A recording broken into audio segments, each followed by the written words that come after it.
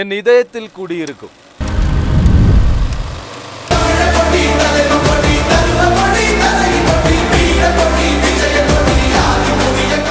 ഒടുവിൽ തമിഴകം ജോസഫ് വിജയ് എന്ന ഇളയ ദളപതിയുടെ ഹൃദയത്തിൽ കുടിയേറിയിരിക്കുകയാണ്.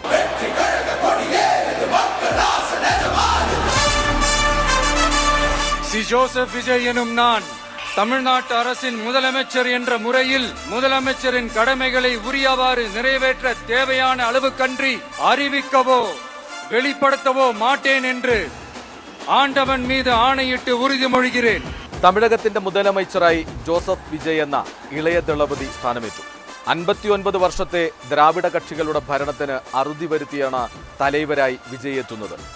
സിനിമയെ വെല്ലുന്ന കഥയും കഥാപാത്രങ്ങളും ക്ലൈമാക്സുമാണ് ഈ തെരഞ്ഞെടുപ്പിൽ തമിഴ്നാട്ടിൽ സംഭവിച്ചത്. ചെന്നൈ ജവഹർലാൽ നെഹ്റു സ്റ്റേഡിയത്തിലെ ജനതയെ സാക്ഷി നിർത്തി ജോസഫ് വിജയ് തമിഴ്നാടിന്റെ മുതലമൈച്ചറായി അധികാരമേറ്റിരിക്കുകയാണ്.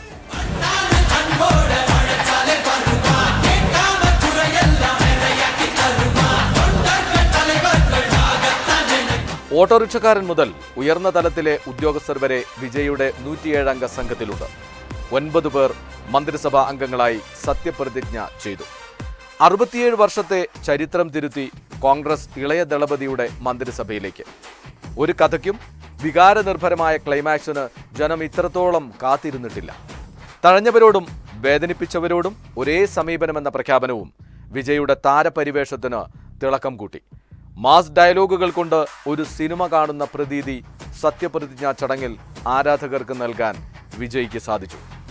നിലപാടുകളുടെ രാജകുമാരനായി വിജയ് നടത്തിയ പ്രഖ്യാപനങ്ങൾ ഇന്ത്യൻ രാഷ്ട്രീയത്തിന്റെ പുതിയ മുഖമാണ് തെളിക്കുന്നത്. ഒപ്പം കോൺഗ്രസിനോടും വിവിധ കക്ഷികളോടുമുള്ള മതേതര സമീപനവും വിജയ് ആവർത്തിച്ചു. ഒരു രാഷ്ട്രീയക്കാരന് എടുക്കാൻ പറ്റുന്നതിലപ്പുറമുള്ള ചങ്കൂറ്റ നിലപാടുകൾ കൊണ്ട് വിജയ് തമിഴകം ഭരിക്കും. തെറ്റു ചെയ്യുന്നവന് ഇടമില്ല, അതായിരുന്നു ഏറ്റവും വലിയ പ്രഖ്യാപനം. രാഹുൽ ഗാന്ധിയും വിവിധ മുന്നണി നേതാക്കളും സന്നിഹിതരായിരുന്ന പ്രൗഢഗംഭീരമായ സദസ്സിൽ ഇന്ത്യയുടെ രാഷ്ട്രീയ ഭാവി നിർണയിക്കുന്നതിൽ നിർണായക ശക്തിയാകാൻ TVK ഒരുങ്ങുന്നു എന്നതിൻ്റെ മുന്നൊരുക്കവും കണ്ടു. എന്നിതയത്തിൽ കുടിയിരിക്കും ഈ മാസ് ഡയലോഗിന്റെ പ്രതിഫലനം കണ്ട ത്രസിപ്പിക്കുന്ന ഡയലോഗുകൾ കൊണ്ട് രാജ്യത്തെ കയ്യിലെടുത്ത ഒരു സൂപ്പർ സ്റ്റാറിന്റെ രാഷ്ട്രീയ പ്രവേശം അങ്ങനെ മെഗാ സൂപ്പർ ഹിറ്റായി. ജനമനസ്സാകുന്ന കോടികളുടെ ഹൃദയങ്ങൾ റെക്കോർഡ് ഭൂരിപക്ഷത്തിൽ വിജയ് തരംഗം കരസ്ഥമാക്കി.